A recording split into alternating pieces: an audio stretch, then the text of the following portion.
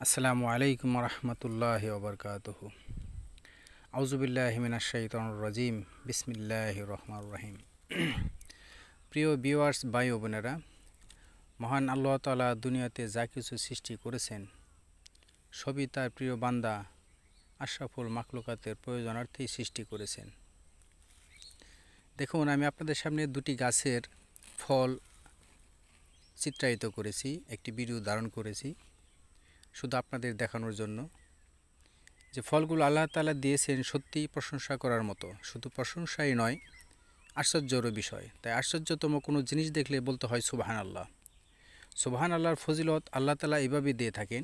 কেউ যদি সুবহানাল্লাহ বলেন তাহলে আসমান ও জমিনের মধ্যে যে ফাঁকা জায়গাটা থাকে, তাহলে সেই ফাঁকা জায়গাটা আল্লাহ তাআলা নেকি দ্বারা পূর্ণ করে দেন শুধু একবার সুবহানাল্লাহ বললেই।